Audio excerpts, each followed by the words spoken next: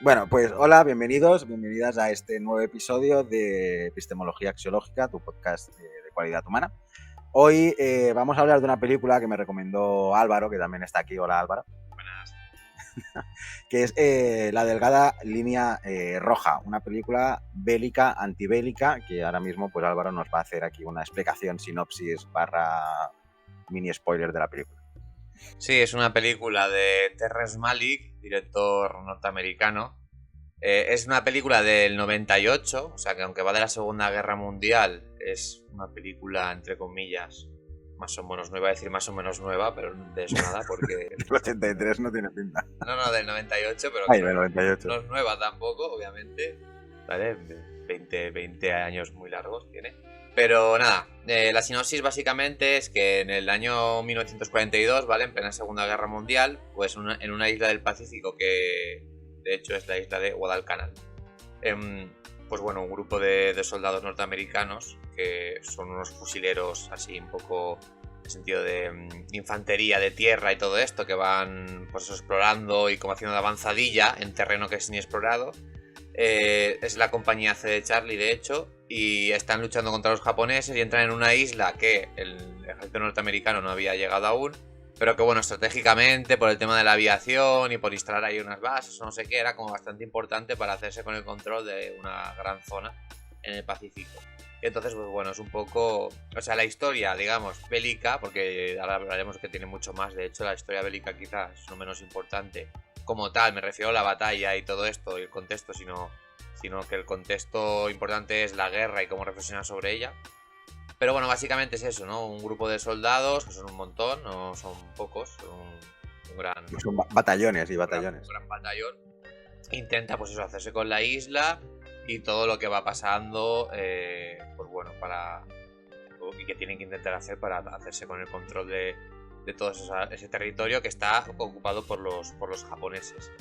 Y de hecho, la película gira, por comentar también un poco, o sea, gira no tanto a lo mejor como en las películas bélicas que hablan sobre la figura de una persona solo. Sí que hay un prota que de hecho es, o lo interpelas como un protagonista, porque es el narrador en off de gran parte de la película. Hay otros narradores, pero normalmente él es el que va llevando toda la trama.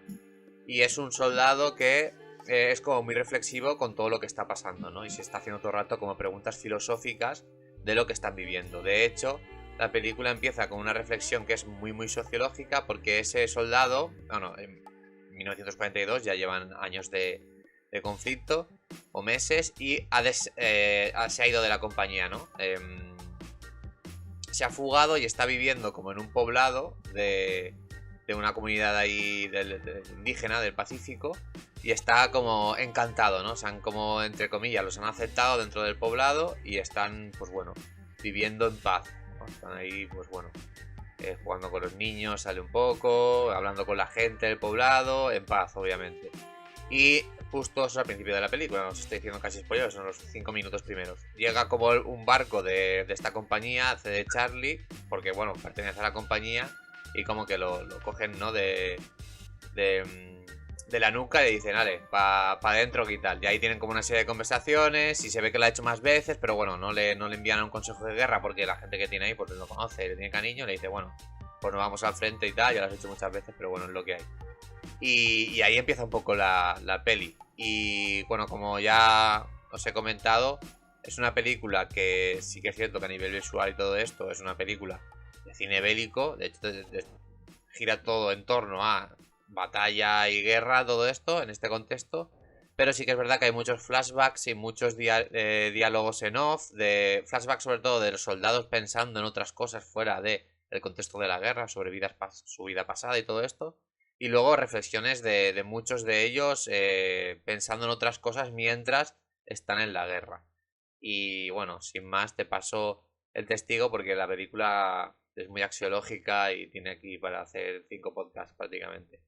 Sí, sí. Bueno, es lo que hablábamos antes de ponernos a grabar, que es que podías hacer un análisis de la película de momentos o clips completamente simbólicos, porque sí que hay una cosa de las que me gusta de la película es que juega mucho también con la simbología visual y la voz en off del narrador que tú comentas.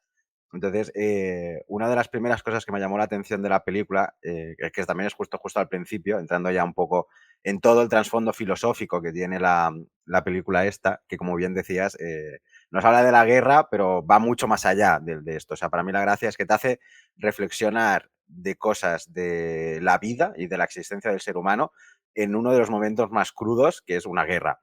Es como, ¿cómo puedes pensar en esto estando en esta situación?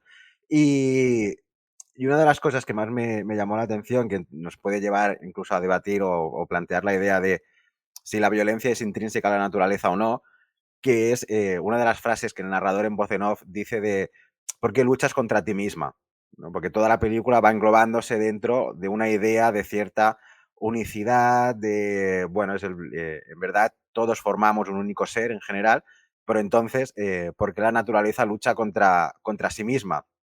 Que caemos mucho también en la idea de antropomorfizar a la propia naturaleza en este aspecto y considerar que la naturaleza en sí misma es violenta y agresiva. Entonces es como, ¿por qué el ser humano o por qué la naturaleza también es, más que luchar contra sí misma, autodestructiva? ¿No? Es como una idea que durante toda la película va resonando y se va construyendo, pero es interesante que te empiece a plantear la película, esta escena, cuando tú sabes que vas a ver una película de guerra. Sí, sí, es verdad. De hecho, es como me venía a la cabeza también un poco por reflexionar, pero por ir más allá de lo que quizá plantea la película, ¿no? Que sí que es cierto que lo que tú dices, ¿no?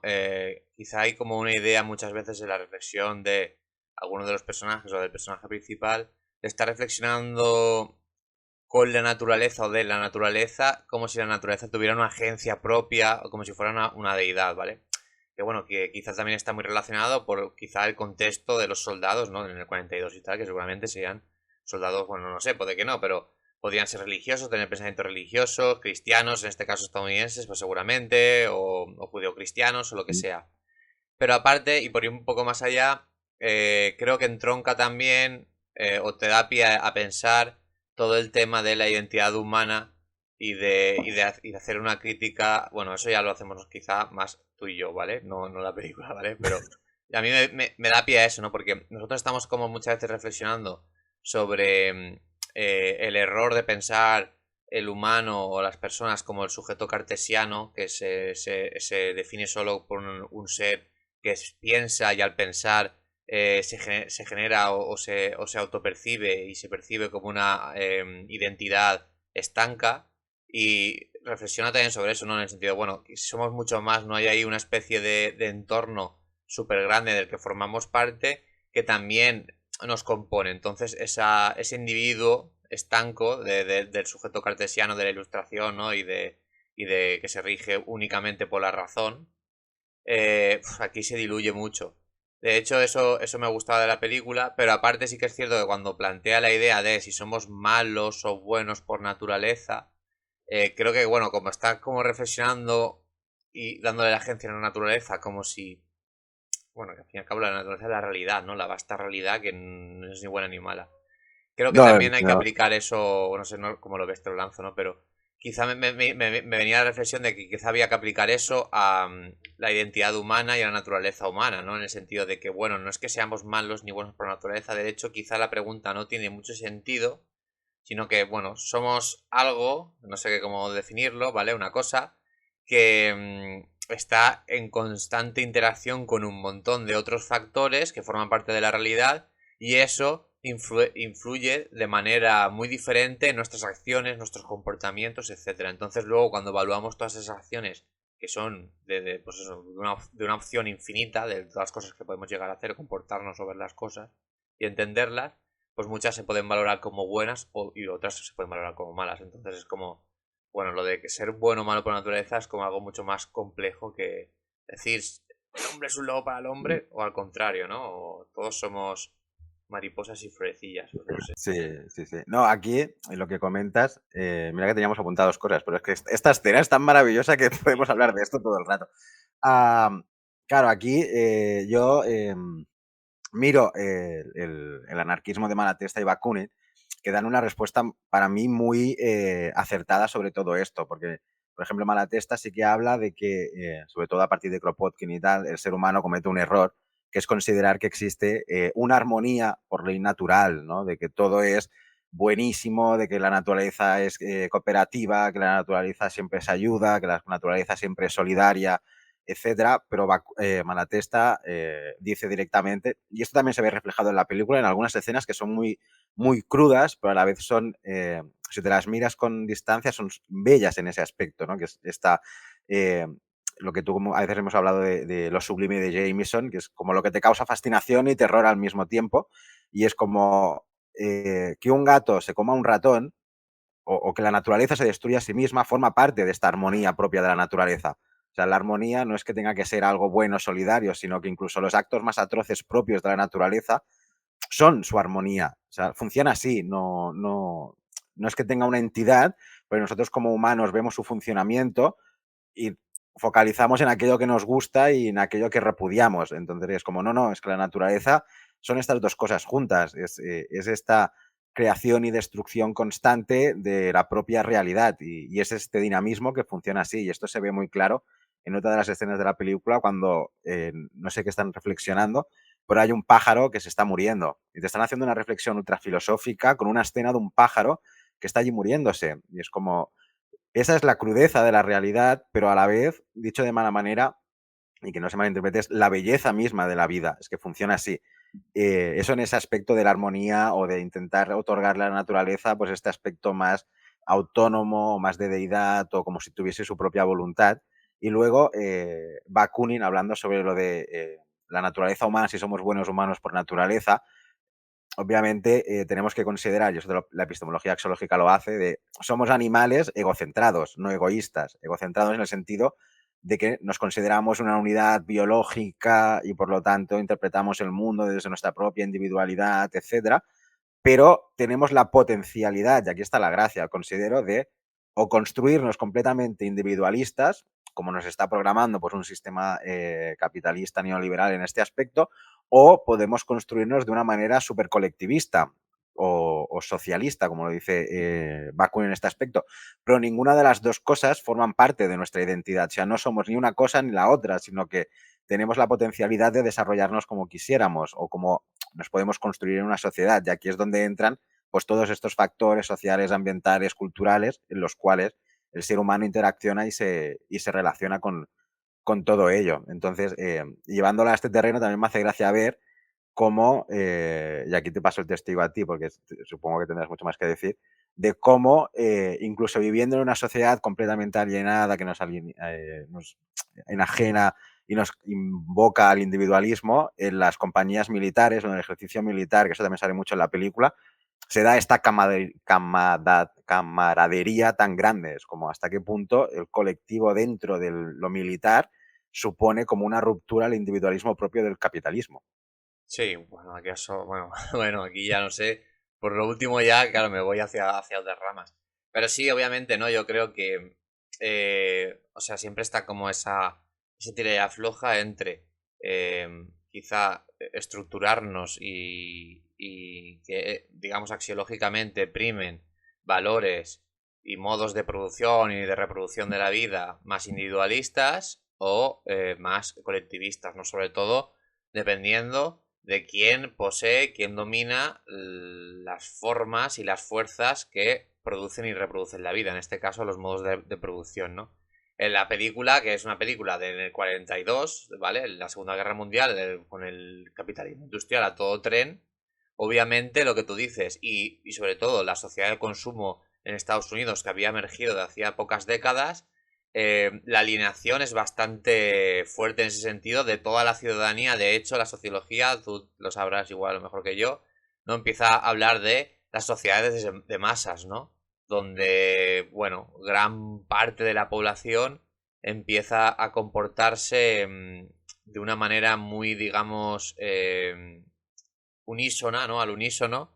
Y empiezan a haber unos movimientos de masas que antes nunca se habían visto. Y eso se cristaliza muy bien, aparte de la sociedad de consumo y surgimiento del consumo.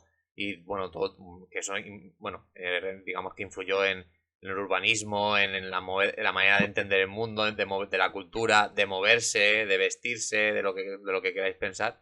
¿Vale? Aparte de todo eso, la guerra, ¿no? La Primera y Segunda Guerra Mundial sería como el ejemplo más drástico de las sociedades de masas, donde hubo una movilización nacional, en realidad, nacionalista, en el interior de los países, y que fue interclasista en realidad. Y eso no quiere decir que no esté traspasada por las clases sociales y la lucha de clases.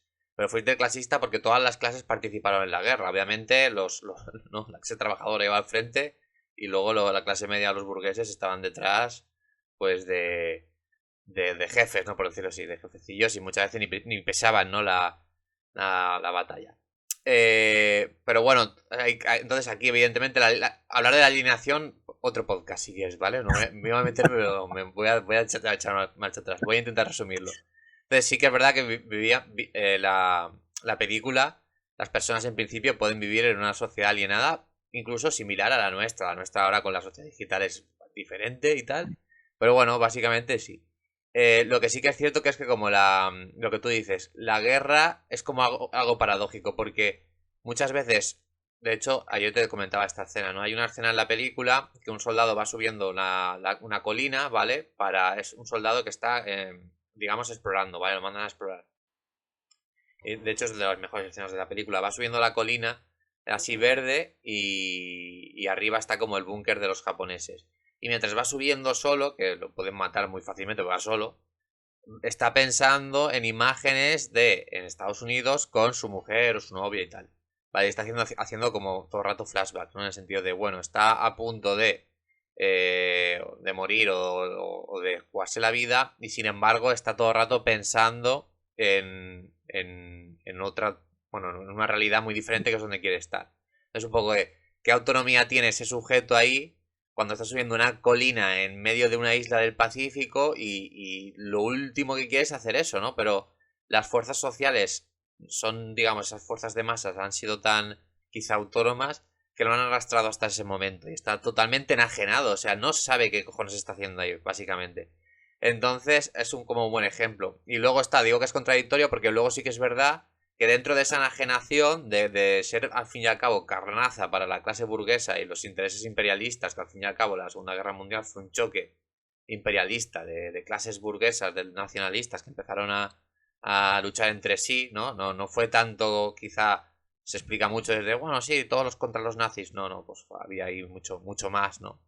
Eh, bueno, el estar dentro de un grupo, digamos, jerárquico y tan como, no sé, tan cerrado como es el ejército, genera también, en situaciones tan extremas como es una guerra, genera esa camaradería que comentabas tú, que es bueno pues encontrar en el semejante quizá una figura de reflexionar y compartir y compartir quizá esas situaciones tan extremas que viven, ¿no? Que muchas veces rozan lo que hablábamos de lo sublime o lo casi religioso, ¿no? Porque están como mucho más cerca, quizá, de una persona que tiene una vida más tranquila, ¿no? De situaciones muy extremas. Pero sí que es cierto que creo que es paradójico porque, o sea, esas personas, las que están en el ejército en concreto, en una guerra como esas, están como en una situación muchas veces muy enajenada. Es decir, encuentran camaradería, pero también a través de una enajenación que comparten muy fuerte, ¿no? De estar en un sitio que quizá nadie quiere estar o que no comprenden muy bien, o que los lanza hacia unas reflexiones y ver unas cosas de muerte y cosas tan extremas que además no son provocadas tanto por la naturaleza no antropizada, es decir, la naturaleza no humana, sino por los propios humanos y la tecnología y la industria. Entonces es como más impactante, ¿no? Porque es algo que no ves tú cuando vas por el bosque, es como, no sé, es la destrucción, pero que parte del sujeto humano todo. Entonces ahí pues voy a intentar resumirlo, ya no digo nada más porque si no me va a contar aquí.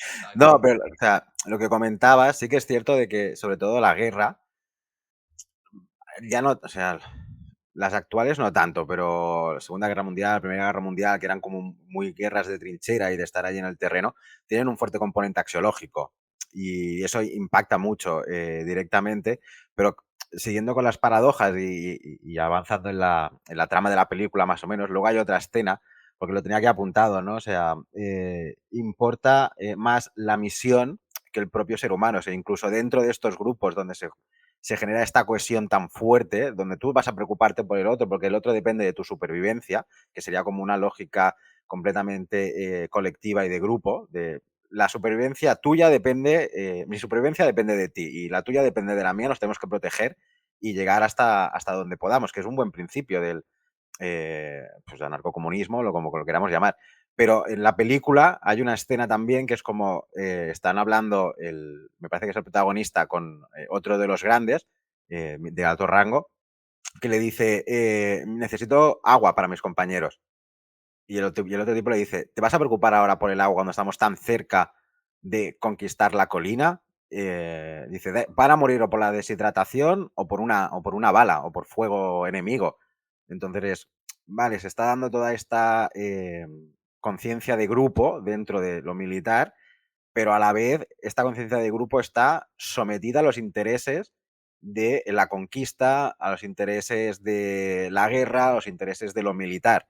Entonces, se da como también esta paradoja o esta contradicción de, vale, me estás haciendo cultivar unos valores de solidaridad, de ayuda, de protección al otro, de seguridad, pero todo esto está supeditado a la rentabilidad económica de la guerra. O sea, lo que interesa es no la supervivencia del grupo, sino la victoria de la guerra. Y esto me hace pensar muchas veces en el propósito del bien común, ¿no? Hasta que, porque durante la película vas viendo también cómo lo que tú comentabas, ¿no? La crudeza de tu compañero ha muerto y lo tienes que dejar allí tirado, porque tú tienes que seguir, porque hay algo más importante que es el fin militar y la guerra. Entonces es como, bueno, ¿hasta qué punto está justificado dentro de un contexto armamentístico o en un contexto social el hecho de priorizar el bien común? ¿No? ¿Hasta qué punto el bien común pasa muchas veces por encima de los intereses de individualismos o por intereses individuales? Entiendo que hay una diferencia en tanto que nunca vas a dejar tirada a una persona de, pues mira, lo siento, este bien común prevalece sobre tu supervivencia, ¿no? Pero es algo que, viendo la película, me causó también esta paradoja de, ostras, ¿hasta qué punto el bien común ha de pasar por encima de los intereses individuales en algunos casos?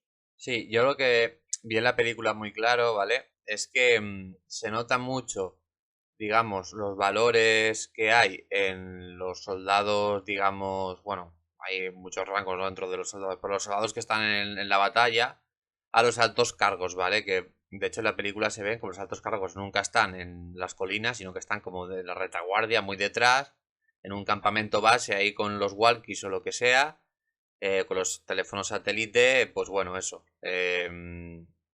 Mandando órdenes, ¿no? Y sobre todo en comunicación con, bueno, no me sé los rangos, yo qué sé, el teniente o quien esté por ahí, que es como el que manda del pelotón, ¿vale? De los pelotones. Y entonces están como todo el rato en un conflicto, porque el teniente está todo el rato intentando salvar la vida del máximo número de personas y los altos cargos, en este caso es uno solo, el que hay, que creo que es un coronel o algo así, está todo el rato presionándole al teniente para que suban la colina en plan kamikaze y que se hagan con el búnker, ¿no? Porque claro, son un montón, por subir la colina moriréis un montón, pero la conquistaréis, y es lo que hay que hacer, ¿no? De hecho, hay un conflicto ahí que la película, bueno, el teniente este acaba como yéndose del ejército y tal, no sé si te lo recuerda, y es por todo estos conflictos, en el sentido, bueno, es que esto es una picadora de carne, aquí nos lleváis a la colina. Yo te estoy diciendo que hay un búnker con metralletas apuntándonos y si salimos a caminar nos van a matar a todos. Y tú me estás diciendo que te da igual y que tal. Entonces se ve ahí como lo que tú has dicho, ¿no? Yo creo que esa contradicción, pero que es una contradicción aquí yo creo que se nota que es más dentro de jerarquías y de rangos, ¿vale? De hecho, los intereses, evidentemente, del Estado-Nación en este caso, y detrás del Estado-Nación, las clases capitalistas que lo dominan, una democracia burguesa, pues son quien marca las órdenes, en plan de, bueno, a mí me da igual quién seas, es carnaza y tienes que conquistar esto por el bien del Estado-Nación. Eso se reviste, pues bueno, de ese nacionalismo Hmm. clásico que hoy en día, por desgracia, está igual de potente que antes. ¿vale? El Sí, sí. nacionalismo del Estado-nación de toda la vida, no de por tu país, y bueno, en realidad no es por tu país, en realidad tú te vas a matar ahí en una colina con alguien que comparte, con un japonés que comparte contigo seguramente condiciones materiales y condiciones de vida muy similares y que tenga más en común, aunque tenga otro idioma, que el que está dando la orden, ¿no? Desde su esfera pues, elitista y tal. Entonces, nada, simplemente por dar ese matiz, que creo que la película es que se ve muy claro. Sí, sí, sí. Y ahora que hablabas de esto de compartir condiciones materiales de vida y tal, la película también pienso que lleva a un trasfondo un poco más no espiritual o de comprensión de dimensión absoluta, que es un momento en el que, claro, porque en la isla están los americanos, los japoneses y los indígenas, los autóctonos de allí, que son los que menos entienden la situación que está pasando. Es como, estamos aquí y os estáis pegando entre vosotros y no sé qué está pasando. Pero hay una reflexión muy interesante que es que dice bueno, todos somos un único ser, todos somos una única persona, todos somos un único ser humano. Y esto, cuando tú me comentaste la película, sí que es verdad que tiene un trasfondo muy budista que también se liga a una de las frases iniciales de la película, que es ¿qué es lo que eres tú que tienes tantas formas? ¿No? Que esto también es muy budista, que la realidad solo son formas de aquello sublime, aquello que no podemos comprender. Y entonces sí que entra en juego pues toda la construcción social, cultural que cada comunidad, cada colectivo, cada nación, cada no sé qué, construye en relación a los demás. Y es como esta idea muy budista de la ignorancia, que es lo que ellos conocen, o como lo denominan, que es como no te das cuenta de que si tú matas a otra persona, en verdad te estás matando a ti mismo, porque es tu ignorancia la que está haciendo construir constantemente diferencias y dualidades y construcciones culturales contra el otro, dando más prioridad a las tuyas que a las otras. Entonces también la película me resulta interesante en ese alegato a la unicidad o lo que dice Braidotti de esta ética poshumana no unitaria, que no es que rechace la unidad, sino que lo que te está diciendo es que la unidad, lo uno, está formado por lo múltiple. Entonces da igual que haya personas de diferentes orígenes culturales o diferentes orígenes étnicos o lo que sea, somos una única especie, y esto es un debate que tú y yo hemos tenido muchas veces, pero es como es la idea de todos somos esta misma naturaleza y dañar esta misma naturaleza en el fondo es dañarnos a nosotros mismos y somos tan ignorantes y nos dejamos llevar tanto por nuestros proyectos de vida que nos han inculcado y en los cuales hemos crecido y nos hemos educado que somos incapaces de construir todo eso y haciendo aquí una perífrasis a lo de Les Guattari, no comprender que lo único que somos flujos de intensidades del momento en el cual estamos inmersos. O sea, le damos más importancia a lo que somos que a lo que no somos, entre comillas. Sí, no, yo aquí, claro, se abre debate, claro. Aquí Sí, no sí. debate, es lo que hay. No pasa nada. Quiero decir, no me quiero ir por las ramas.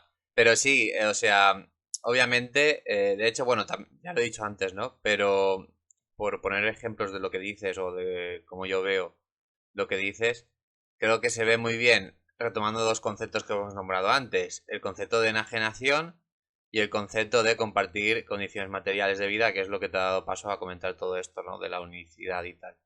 Eh, bueno, sí que es cierto, ¿no? Que cuando hablamos de enajenación, quizá hablamos de esto, de no entender o de sentirse enajenado porque no comprendemos quizá lo que nos llega a unir o lo que podemos compartir con otros, ¿no? También se puede traducir en que no tenemos una conciencia o nos falta tomar conciencia sobre ciertos aspectos de la vida que le den un sentido y que nos ayuden a no sentirnos enajenados, alienados, que básicamente es algo que se traduce, pues eso, sentirte extraño en una realidad. Entonces, estas personas, dices aquí, muchas veces en la película es cierto que la gente no entiende muy bien por qué está ahí.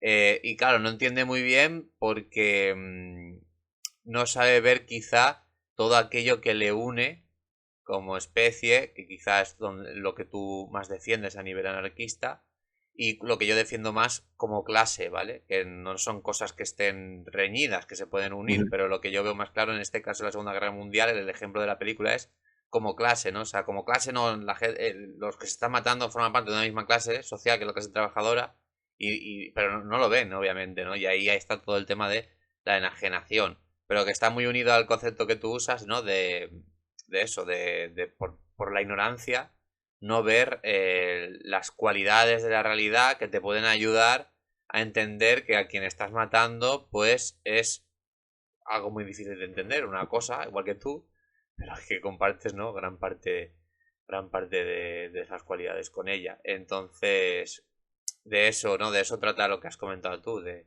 cuando matas a una persona te estás matando a ti mismo, ¿no? Porque en cierta manera en ese ser hay un reflejo de lo que tú eres, ¿vale? O de lo que tú, o de las muchas posibilidades, bueno, para hablar de lo de algo budista, de lo que tú puedes ser o llegar a ser, ¿vale? Entonces, bueno, eso. Sí, sí, sí. No digo nada más, no digo nada más porque Vale. si no tenemos el debate. Intento ser cordial y Sí, sí, hablar sí. de No, no, cosas. pero o sea, se entiende De lo broma, que... no, ya, ya. Ya lo sé, tranquilo. Digo, pero que se entiende los diferentes puntos de posicionamiento a la hora de hablar de esto, pero como decías, que no están en contradicción ni en conflicto, sino que son diferentes maneras de aproximarnos a esta idea de a qué es aquello que realmente nos une. Y hablando de esto, que también hablabas del protagonista o otro de los protagonistas, que es uno de estos de alto rango militar, que al principio de la película también me resultó impactante la escena, o sea, no acabé de entender mucho la frase, porque una de las cosas de ver la película era como los efectos especiales están aquí y los diálogos están aquí abajo y era subir, bajar el volumen todo el rato. Que es, pero me quedó esta frase como muy concreta, que es el militar este que dice, lo relaciona con el amor o la idea del amor, como diciendo, yo tenía mucho amor o tenía una capacidad de amar, o tenemos una capacidad de amar, pero esta situación y este contexto de la Segunda Guerra Mundial me han hecho transformar esa idea de amor que yo tenía para todo el mundo en un instrumento de la guerra.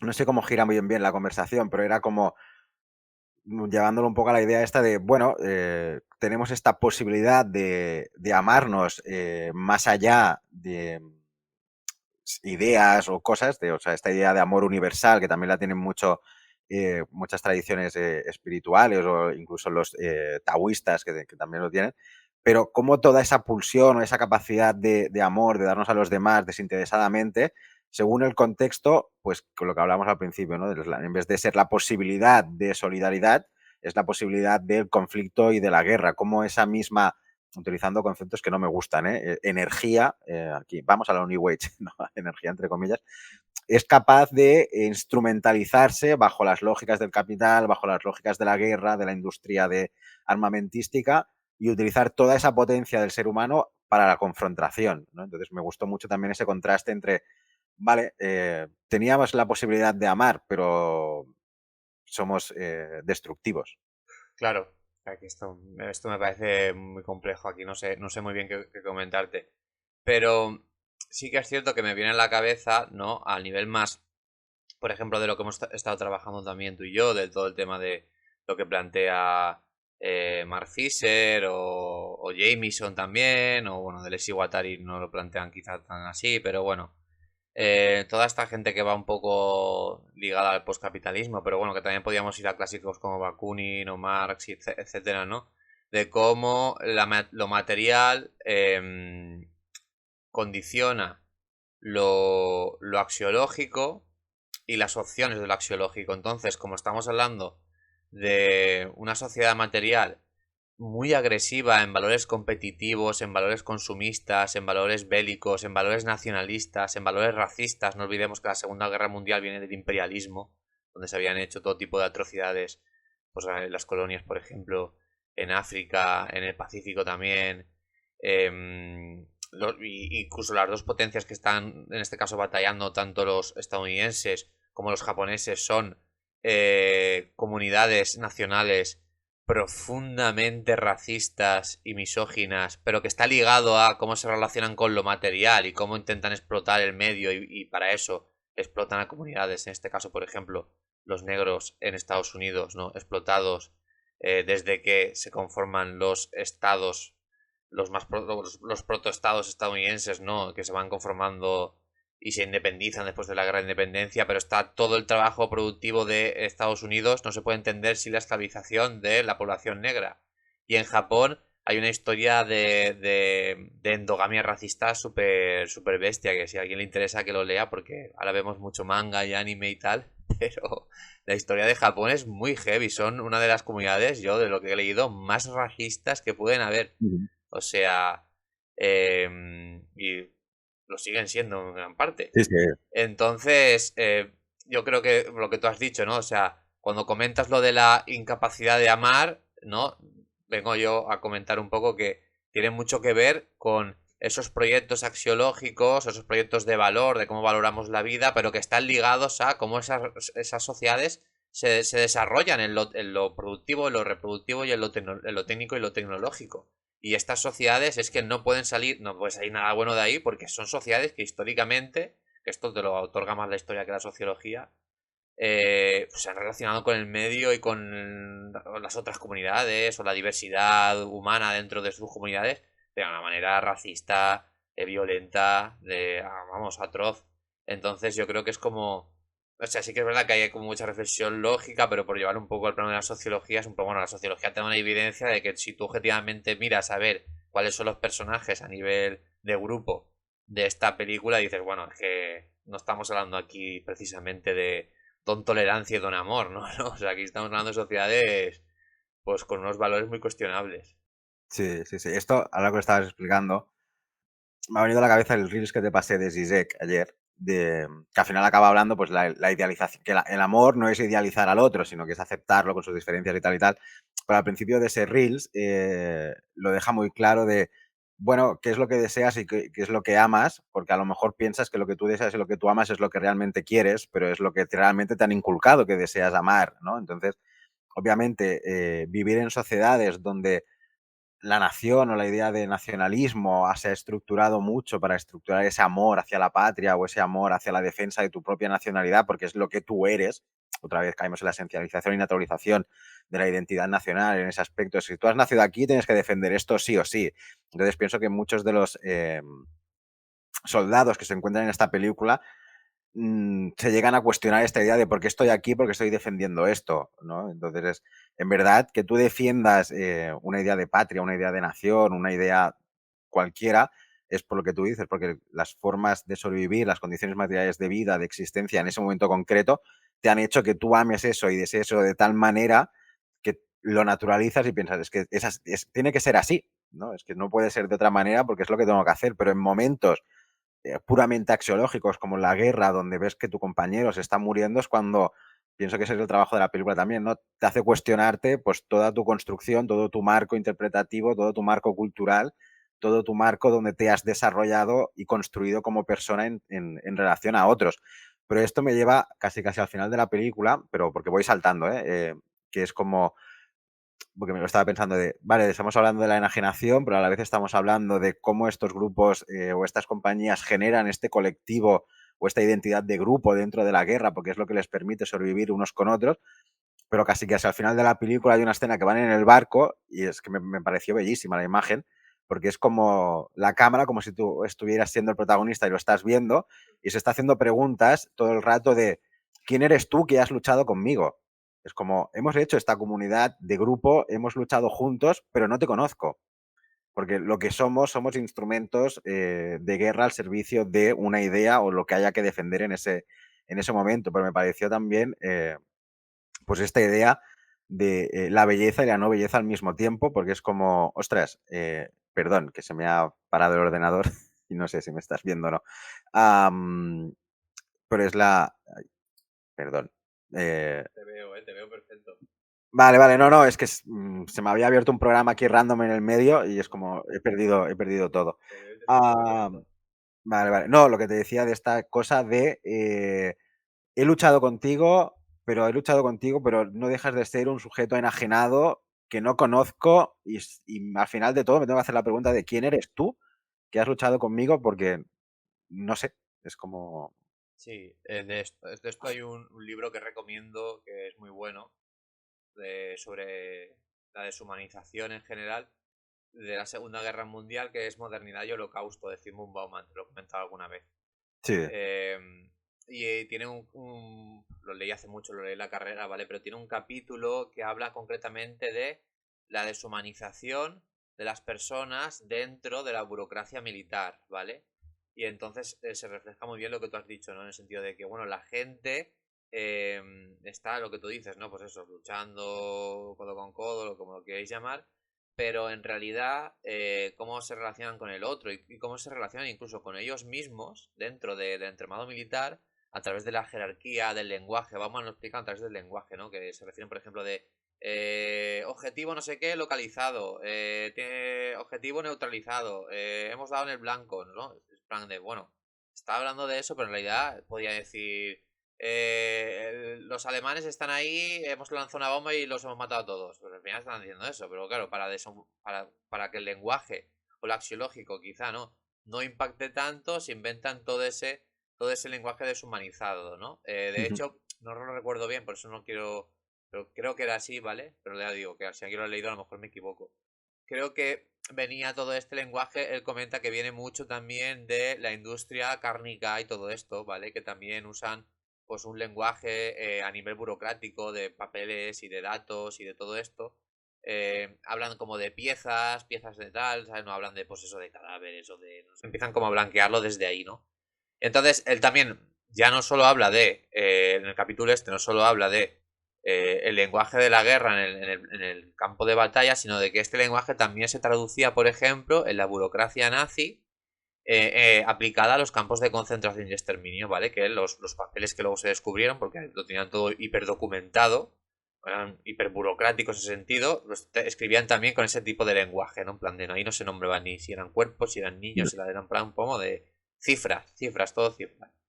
Y me ha venido a la cabeza porque creo que está muy entroncado en lo que tú dices, ¿no? De que luego esas personas se encuentran ahí en una especie de maquinaria burocrática, jerárquica, donde tienes que seguir órdenes y poco más, y donde todo está muy deshumanizado, pero que es que, claro, es básicamente todo por una dimensión axiológica, en ese sentido, que se busca disminuir, no sé si me explico, o sea, es que hay una intención ahí, o sea, hay una Sí, intención sí, de sí. los altos cargos en plan de, bueno, para que, porque claro, si no, la gente, eso, a lo mejor se quedaría paralizada o diría, yo no quiero estar aquí matando gente, ¿no? Entonces intentan como usar todas las herramientas para que eso sea lo más inconsciente posible, ¿no? Que es como muy perverso, la verdad.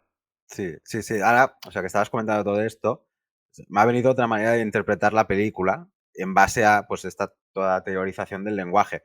Porque sí que es cierto que durante la película te van hablando mucho de cómo la guerra lo que acaba haciendo es deshumanizar al ser humano, pero en el fondo estaría mal interpretado porque la guerra, lo que están viviendo esas personas realmente es axiológico, es el impacto de la dimensión absoluta, es el impacto de lo sublime que te causa pues esta terror, esta fascinación, esta ruptura con todo tu lenguaje en este caso, porque si partimos de la idea de que el lenguaje o los diferentes lenguajes construyen y constituyen al ser humano, todo lo que tú estabas comentando de esta desaxiologización del lenguaje o del humano a partir de no estamos asesinando a personas, sino estamos aniquilando objetivos, o sea, es que la estructura lingüística ahí es muy heavy, o sea, decir, aniquilar objetivos no tiene ningún impacto valorativo. Es como aniquilar objetivos, punto. Se acabó, ese es el trabajo. Pero el impacto de lo sublime, de la dimensión absoluta de lo real, es el asesinato de seres humanos. Y esto hay una frase, no más recuerdo el contexto de la película, pero me parece que es un chaval también súper joven, porque muchos de los soldados de asalto estos de aquí son casi críos. Entonces, uno de ellos está disparando a 3 japoneses y llega un momento que tiene la cara como desencajada, que esto me recordó también a otra película ahora que te comentaré, que dice, he matado a una persona. Y es como, claro, es que tú en la guerra no aniquilas objetivos, matas personas. Entonces es como se produce esta disyuntiva entre el lenguaje con el cual te han construido para la guerra y la realidad de lo sublime de la guerra, ¿no? Entonces está ahí ese juego. Y esto me recuerda a otra película que es la de Corazones de Acero, que también juegan, no sé si la has visto, es también Segunda Guerra Mundial, pero es la perspectiva de un pelotón de tanques. Entonces es mucho más concreto el grupo, porque es un grupo que maneja tanques. Entonces toda la película es del Brad Pitt y no sé cuántos más que están allí. Pero hay un momento que es un chaval súper joven, que es como nosotros venimos de África, venimos de Francia, venimos de un montón de sitios donde ya hemos luchado contra los nazis y el chaval es como, le dice, mata a este. Es como, no puedo. Y se ve impotente a la hora de matar al soldado nazi y el protagonista, que es el Brad Pitt, le coge el brazo y le dice, tienes que hacer esto. ¿Sabes? O sea, tu oficio es este.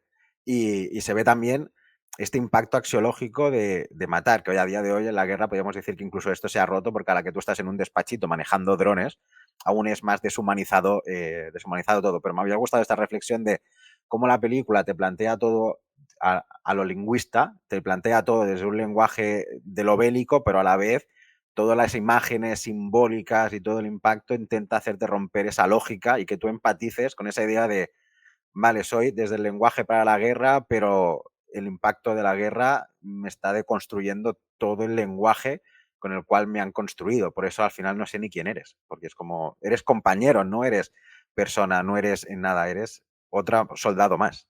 Sí, de hecho, por acabar tu reflexión, tú que la has visto hace más recientemente que yo, y hace como un mes largo que la vi, al final de la película yo recuerdo que Sean Penn, el actor de Sean Penn, rompe con esa barrera y es cuando empieza a hablar con toda la crudeza de lo que es la guerra. No sé si lo recuerdas, pero en el final es cuando rompe con esa barrera lingüística, que empieza a comentar eso de que esto es una picadora de carne, básicamente. Aquí nos han mandado a morir. Estamos, creo que dice literalmente, aquí estamos muertos ya. O sea, o algo así, en plan de, bueno, nos dicen mentiras, pero esto es el auténtico horror, ¿no? De hecho, me recuerda a una novela buenísima que recomiendo si os gusta la sociología, la historia, que es El corazón de las tinieblas de Joseph Conrad. A ti te la he recomendado ya bastantes Sí, veces, sí. pero es que está muy relacionado con esto. Cuando tocamos algo bélico, bueno, en este caso no es tanto una guerra abierta como tal, una segunda guerra mundial, sino que es en la época imperialista, ¿vale? En la colonización del Congo belga, ¿vale? Por parte de las grandes compañías, en este caso de mercancías como madera y marfil, ¿vale? De, tanto de, bueno, de Inglaterra como de, pues eso, de Bélgica o de donde fueran, ¿vale? Europeas, de los imperios occidentales. Y, y esa novela plasma muy bien, de hecho, tiene una narración muy similar a la película, porque está todo el rato, por eso me recuerda tanto, de hecho, seguramente el director la haya leído esa novela, o novelas de este tipo de narración, ¿no? O sea, lo explico muy rápido, la novela. Es un pescador, ¿vale? Un mercader pescador que vive en Inglaterra, pero ha estado también hasta en muchas misiones, no es un soldado, sino de, pues eso, de hacer mercaderías, ¿vale? Básicamente. De mercader de mercancías, básicamente, que no me salía, ¿vale? Con el barco y tal, en África o en otras zonas. Y lo envían al Congo belga para encontrar al general Kurz, que está como en el fondo de la selva, que está como revelado de la compañía de las Indias, esta, no me acuerdo cómo se llamaba, esta que sale en muchas películas. Las Indias. No, no me acuerdo. La compañía está inglesa, pero sabes lo que te digo, ¿no? Las Indias Las Orientales. Indias Orientales, muy bien, que no me salía. Y entonces, tiene que hacer como un trayecto que es cruzarse todo el Congo, ¿vale? Belga, que tiene un río gigante por el medio, no me acuerdo cómo se llama. Tiene que meterse por el río y cruzarse todo el territorio. Y ese territorio no hay una guerra, pero está habiendo, pues eso, una esclavización de toda la población y están ahí los ingleses sobre todo. Eh, y también los belgas sacando madera, marfil y todo lo que pillan, ¿vale? De hecho, la mercancía más valorada es el marfil. Y se va adentrando en la selva y va reflexionando sobre, en realidad, todo lo que hemos estado comentando, ¿no? De, bueno, qué hay ¿no? En el mundo, digamos, occidental. Hay una narrativa muy burguesa sobre la moral y lo que es esa moral burguesa tan criticada, quizá incluso por la propia burguesía en la Primera Guerra Mundial y bueno, en la Segunda también. Y bueno, básicamente la novela tiene esas dos narraciones, es decir, lo que él va viendo y las reflexiones que él va haciendo. Entonces hay como un diálogo en off de la novela todo el rato también. Y es un poco como esto.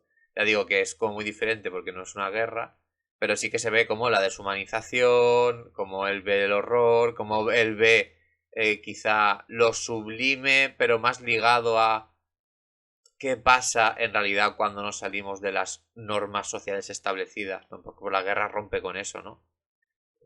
No matar en principio es una norma más o menos establecida en sociedad, ¿vale? Pero cuando eso a gran escala se rompe, ¿qué pasa? Cuando da igual que mates a alguien porque esa persona no es una persona, no se considera persona, en este caso los indígenas en la población del Congo, ¿qué pasa? ¿No? Pues aquí es un poco lo mismo, ¿no?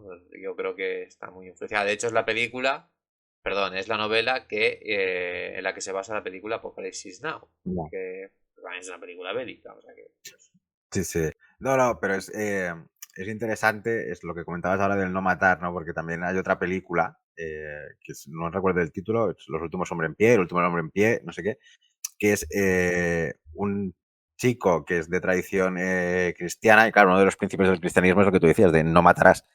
Y el tipo es como, yo voy a la guerra, pero no voy a coger un arma. Y dice, da igual, pero vas a tener que ir a la guerra. Y el tipo pues se dedica a ayudar a los demás, pero nunca coge un arma. Y esto me recuerda a Tolstoy, como anarcocristiano, que él también dice lo mismo, de, bueno, toda persona religiosa que apoye a la guerra o apoye a cualquier régimen militar o lo que sea, no está cumpliendo con su deber, porque es como tú estás dando prioridad y estás votando y estás favoreciendo a regímenes que lo que están haciendo es promover la matanza. Entonces se produce también esta idea de, bueno, ¿qué es lo que tú estás defendiendo y cómo el sistema social en el que vives, inconscientemente o conscientemente, te hace negar tus propios principios? Pero lo que tú estabas comentando de la enajenación, también estaba pensando, en el fondo, esto porque te lo trata en un tema militar o en un conflicto bélico, pero si tú vas por la calle en cualquier momento y cualquier acto de desigualdad social, cualquier acto de injusticia, cualquier acto de opresión, tú lo vives como que también rompe estos marcos, también estás en contacto con esto sublime, con esta dimensión absoluta, porque te estás cuestionando el hecho de por qué actúas como actúas y por qué a unos sí y a otros no. Entonces, esto me parece que tú lo dijiste un día con Jameson, o hablando de esto, era como, bueno, la humanidad y la historia humana se construye constantemente en esta dialéctica con lo sublime, en el sentido de qué es la realidad, qué es eso que está ahí y cómo yo interactúo con eso, o cómo yo interpreto y construyo el mundo en base a esa captación, ¿no? De la realidad, de cómo esa realidad me conforma, me impacta y me hace incluso cuestionarme o no cuestionarme el entorno o las cosas que estoy haciendo, viviendo y sintiendo, ¿no? Porque también tenemos que recordar que el mundo en ese sentido es un sentir. Entonces el sentir de la guerra te hace cuestionarte el sentir general de la vida y sobre todo también esta idea eh, del control o de cuestionarlo, porque en la película hay otra escena que también me hizo mucha gracia en el sentido de que me pareció como medio cómica y a la vez no, porque es como, ¿qué hago yo con la vida? ¿No? En el sentido de, hay un soldado también en una colina y se pone de pie y empieza a gritar, me voy a quedar aquí de pie con un cuchillo y el fusil y yo no voy a morir. Dice, porque ¿quién elige quién vive y quién muere? ¿No? Entonces, claro, en la guerra tú estás ahí y es como, te puede tocar a ti o no te puede tocar a ti, pero ¿quién decide ese acto de morir o no morir? Entonces, ahí está, pues supongo que la película intenta plantearlo en el sentido de, pues, si existe o no existe un Dios, si está todo predeterminado, si no está todo determinado, si ir a la guerra es un acto humano, pero la vida es independiente a todo acto ya de creación o destrucción y te puede tocar a ti como lo que no te puede tocar a ti, pero también es este cuestionamiento que esto, por ejemplo, en otra película, la de Salvar al Soldado Ryan, cuando están haciendo el desembarco de Normandía, también hay escenas que se ven muy claramente, ¿no? De que un soldado pega un tiro, el compañero de al lado muere o él lleva puesto un casco y en ese momento el casco le para la bala, se lo quita y se ha muerto, ¿sabes? Lo han matado después. Y es como la vida está fuera de cualquier acto de control.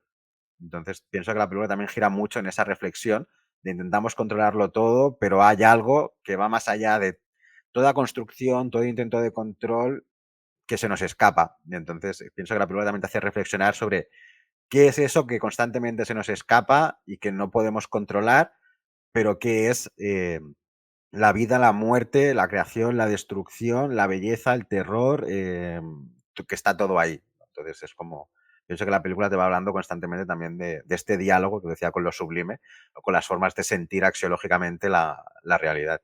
Sí, bueno, poco más tengo que añadir lo que has comentado, pero sí, sí, no, quiero decirte que lo que has comentado, pues se puede definir de muchas formas, pero creo que como lo hemos trabajado tú y yo en el artículo este que escribimos hace poco, en nuestras cuentas, pues bueno, lo sublime, ¿no? Sería lo que, una palabra que lo puede definir bastante bien, en una palabra que es muy difícil definir todo lo que has comentado, ¿no? O si quieres que en una frase, ¿no?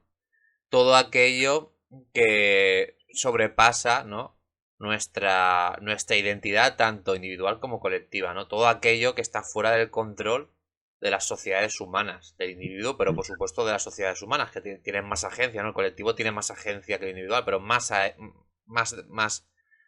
de lo individual, ¿no? Sería aquello problemáticas que les ponemos nombre, pero que muchas veces nos sobrepasan pues de manera muy drástica, como puede ser los paisajes y los acontecimientos que nos deja, por ejemplo, la crisis climática. ¿No? Por ejemplo, con lo que hemos, bueno, con lo que hemos vivido en Valencia con la Dana, yo lo he visto ya. Es un Sí, paisaje, sí. paisaje totalmente que te deja sin palabras. Vale, desgraciadamente yo lo he visto en persona hace muy poco, que era, no lo he visto eso en mi vida, ¿no? Todo el arrasamiento de tantos pueblos, de tantas ciudades y con esa fuerza y tal. Pero, por Mm. ejemplo, se han visto imágenes incluso más radicales hace muy poco con el tema de los incendios en Los Ángeles y me he quedado alucinado con las imágenes que he visto en internet. Es un poco de, Mm. bueno, todo lo que nos sobrepasa. Y la Primera y Segunda Guerra Mundial yo creo que son de los episodios que más te dejan, te dejan entrever que bueno, hay cosas que se escapan de nuestro control. La vida y la muerte sobre todo, obviamente, eso, obviamente. Pero incluso también muchas veces, que es como lo que da más, quizá más, bueno, no sé si da más o da menos, ¿no? Pero que también te da a reflexionar, el sentido de que lo sublime en la guerra parte de lo humano. Y es como raro, ¿no? Porque lo sublime muchas veces antes partía de la potencialidad creadora y destructora de la naturaleza. Y que era algo en plan de, bueno, pues es que es un tsunami que me está arrasando, en plan de no lo entiendes o lo entiendes, pero te sobrepasa la fuerza que tiene. Entonces es como de, ¡buah! No te horroriza o te maravilla o lo que sea. Pero esto es como más complejo aún, porque surge de la acción interna de nosotros mismos, que luego podríamos debatir filosóficamente si eso también es una acción natural, porque nosotros formamos parte de la naturaleza, etcétera. Pero bueno, me entiendes, no es una acción que parte Sí, desde sí. dentro, entonces es como aún más en el sentido de la enajenación aquí es más fuerte aún, ¿no? En el sentido de estas fuerzas las hemos desatado nosotros y no tenemos ni idea de cómo controlarlas o cómo nos están afectando. O vuelvo a quizá al otro análisis que quizás sea tal. O a algunos les importa cómo nos están afectando y a otros no, ¿no? Es decir, a la gente que está muriendo en la trinchera, que es la clase trabajadora, le tiene que importar esto, que es porque está viendo el paisaje, y quizá el alto mando que está en la colina en la película le importa menos, pero porque no se enfrenta a lo que a lo que se está desarrollando, ¿no? Bueno, te voy a comentar dos cosas. Todo lo que estabas diciendo ahora de esto de lo sublime que parte del humano, es que volvemos aquí al principio de la película. O sea, si partimos de la idea de que no hay una dualidad entre el ser humano y naturaleza y que la pregunta inicial con la que hemos abierto, que es ¿qué es eso que eres tú que tomas tantas formas y a la vez por qué luchas contra ti misma? Claro, te hace reflexionar hasta el punto de el ser humano es capaz de lo mejor y lo peor de todo. Entonces, nuestros actos de destrucción nos tienen, y que no se malinterprete, nos tiene que causar belleza y terror al mismo tiempo. Porque es como, hostia, somos capaces de destruirnos a nosotros mismos y a la vez hacer una reflexión poética sobre la propia destrucción del ser humano sobre sí mismo. Entonces, en el fondo es la naturaleza matándose a sí misma. Es como, ¿cómo tenemos esta capacidad de hacer, deshacer? Es como jugar constantemente con estas contraposiciones de soy capaz de amar a todo el mundo, pero a la vez soy capaz de matar a todo el mundo. Es como, hostias, esta ambivalencia propia del ser humano es lo tremendamente sublime que hay en nosotros. Y entendiendo lo sublime aquí no como, oh, qué maravilloso, puedo hacer lo mejor y lo peor, sino es ese impacto de, ostras, pues ¿cómo tenemos esta flexibilidad, esta cosa de cambiar, de esta potencialidad de hacer y de crear y de destruir, ¿no? Que esto se ve en la conversación que tienen en la cabaña que tú comentábamos antes también, uno de los protagonistas con Sean Penn, es que el nombre del actor no me acuerdo cómo se llama, que es como están ahí hablando de tú eres capaz de ver la bondad en el ser humano, eres como un mago, ves esa chispa en la gente y es como incluso en la peor persona del mundo eres capaz de ver que hay eso sublime en ese ser humano, está esa dimensión absoluta, esa persona no deja de ser, dimensión absoluta no deja de ser lo sublime, no deja de ser algo más que va más allá de toda significación que tú hagas de eso, ¿no? Porque lo que tú ves es la construcción social que tú has hecho de la otra persona, pero detrás de esa persona está lo sublime, está lo inefable, lo que no puedes decir, está lo que no puedes controlar, está esa dimensión absoluta. Entonces, si tú eres capaz de ver en el otro y en la otredad eso sublime, es como, ostras, la relación con el otro cambia en ese aspecto. Es como la relación ya no está mediada por la lingüística y por la construcción social y la significación que hagas del otro, sino que está mediada o directamente eh, relacionada con lo sublime. Entonces es como, ¿por qué somos capaces de matar y amar al otro al mismo tiempo? Es como, esa es la gran complejidad del ser humano, pero porque somos capaces de ver lo que es en construcción y lo que es más allá de esa construcción. Y pienso que ese pequeño diálogo es maravilloso en ese aspecto. Sí, por comentar un matiz que, o como yo entiendo lo sublime, ¿vale? Porque es el concepto de... Sí, sí, tú lo has trabajado más. Sí, no, porque surge en Jameson, que tú no lo has leído, y por arrojar un poco también. Yo lo entiendo de cómo lo explica Jameson, de que lo sublime es, digamos, el intento, porque no es la capacidad, es la incapacidad, ¿vale? Básicamente. Pero es el proceso por el cual las sociedades humanas o el humano intenta abordar la totalidad de la realidad, pero es incapaz de hacerlo, ¿no? Sí, sí. Entonces, en esa incapacidad, donde no lo puede lograr, surge esa frontera de, de ver fenómenos o de intentar o de entender o no comprender cosas que se quedan simplemente en cosas que se comprenden como a medias o como formas no fantasmáticas un poco. Y eso sería un poco lo sublime, ¿no? Que quizás Sí, sí, sí. lo que no está ni en el terreno de... O sea, está en el terreno de la razón porque en lo sublime accedemos a él a través de la razón, ¿vale? Sí que está en el terreno de la razón. Pero es un terreno que la razón te marca que es un terreno que no puedes traspasar, ¿no? Porque tiene un límite. O sea, llega un momento que no Sí, sí. puedes, no puedes. Ah. Luego aquí podríamos hablar si a través del... No vamos a entrar en esto, pero yo te lo digo porque lo he pensado. A través de la astrofísica o de la física se puede intentar entender lo sublime de una manera objetiva. Y sí que es cierto que creo que aquí se puede entender esas dimensiones a través de la razón científica, ¿vale? O se pueden entender mejor, pero a través de la razón filosófica dialéctica es más complejo, ¿vale? Otra cosa es que un físico lo entienda a través de operaciones matemáticas y te pueda explicar más o menos el funcionamiento mecánico de una realidad vasta y compleja, ¿vale? Con muchos factores. Y otra cosa es que a nivel de percepción y de razón, de lo sensible, digamos, te lo puedo explicar. Yo creo que ahí hay como una barrera sensible de los sentidos y de la razón que, no, que hay un momento no puede abarcar Mm. todo, ¿vale? Sí, sí. Porque además nuestros sentidos y nuestra razón son limitados.